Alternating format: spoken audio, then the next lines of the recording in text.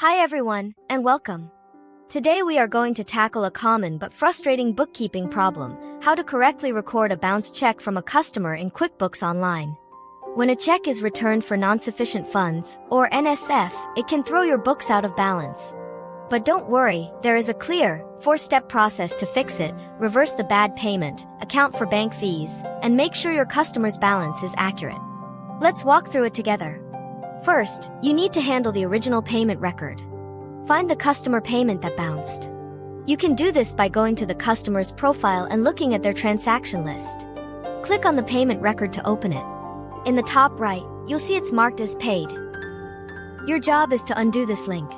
Look for the check mark next to the invoice that this payment was applied to. You need to uncheck that box. This is a critical step because it unapplies the payment from the invoice, which makes the original invoice due and unpaid again. Don't change anything else on this screen. Just click Save and Close. You will now have an unapplied payment, or a credit, on that customer's account.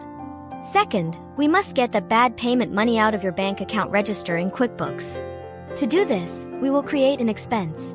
Go to the New button and select Expense. For the payee, choose the customer whose check bounced. For the payment account, select the bank account that the check was originally deposited into and then returned from. Now, for the category, this is the most important part. You must choose Accounts Receivable. This tells QuickBooks to apply this expense against the customer's balance. In the Amount field, enter the exact amount of the bounced check. When you save this expense, it does two things: it deducts the money from your bank balance in QuickBooks, and it cancels out that unapplied customer credit we created in the first step. Third, you need to record the fee your own bank charged you for handling the bounced check. Create another new expense. This time, the payee is your bank. The payment account is the same bank account. For the category, you should select your bank charges or bank fees expense account. Enter the amount the bank charged you, for example, $25, and then save it.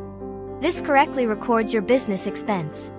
Finally, you will likely want to charge your customer a fee to cover the bank charge and your trouble.